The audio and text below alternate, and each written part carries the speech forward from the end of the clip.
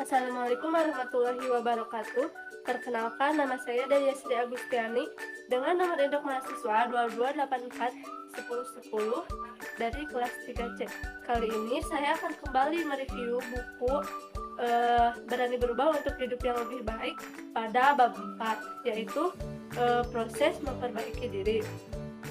Nah, pada bab ini terdapat beberapa poin yang dibahas oleh penulis. Yang pertama yaitu untuk proses memperbaiki diri harus menerima kenyataan. Penulis menekankan bahwa langkah pertama dalam memperbaiki diri adalah penerimaan. Seseorang tidak bisa berubah jika ia masih menyangkal kenyataan hidupnya. Menerima kekurangannya, kegagalan dan kesalahan masa lalu bukan tanda kelemahan, tapi justru awal dari kekuatan. Ini adalah proses berdamai dengan diri sendiri agar bisa melangkah ke depan tanpa beban emosional yang menghambat. Menerima dengan lapang sebuah kenyataan memang cukup sulit. Menerima kenyataan merupakan salah satu cara untuk menjadi pribadi yang lebih tahu akan diri, yakni tahu kondisi yang sedang dialami.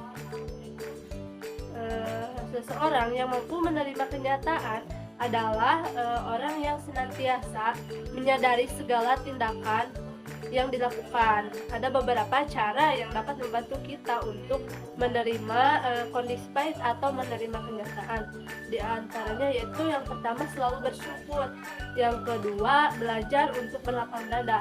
Yang ketiga, move on dan sambut masa depan. Yang keempat, mendekatkan diri dan meminta bantuan Tuhan. Yang kedua yaitu tentukan tujuan untuk diri sendiri. Sesungguhnya hidup adalah perjalanan. Sebuah perjalanan tentu memiliki tujuan.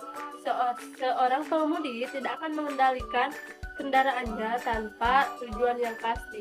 Nah, dalam pembahasan ini penulis mengajak pembaca untuk tidak hidup mengalir tanpa arah. Dengan menetapkan tujuan, seseorang memiliki motivasi dan arah untuk bertumbuh. Tujuan ini bisa dalam bentuk karir, pendidikan, atau hubungan sosial selama itu sesuai dengan nilai-nilai pribadi. Dalam buku ini juga dijelaskan langkah yang dapat dilakukan untuk menentukan tujuan hidup dan cara mewujudkannya. Poin yang ketiga, tentukan apa yang harus diubah.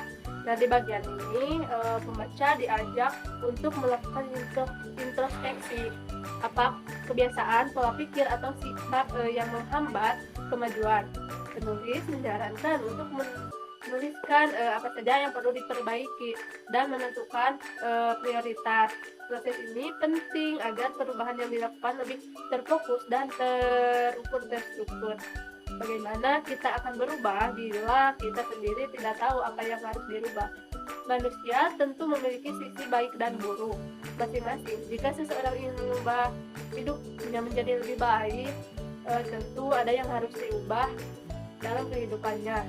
Apa saja yang harus diubah? Ada beberapa hal yang dapat diubah untuk hidup lebih baik dalam buku ini. Yang pertama yang harus diubah yaitu kebiasaan buruk. Yang kedua adalah pola hidup. Yang ketiga, sifat-sifat buruk. Yang keempat, tutur kata dan perbuatan. Yang terakhir yaitu bertanggung jawab dan berani mengambil keputusan.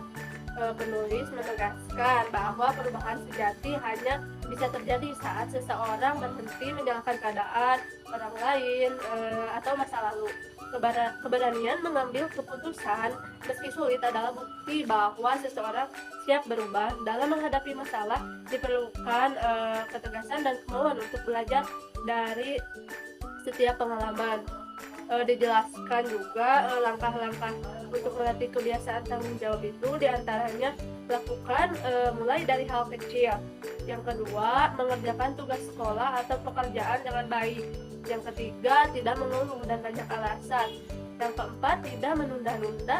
Yang kelima, konsisten. Yang keenam, mengatur keuangan. Yang ketujuh, apapun statusnya, tetap komitmen menjalani kewajiban.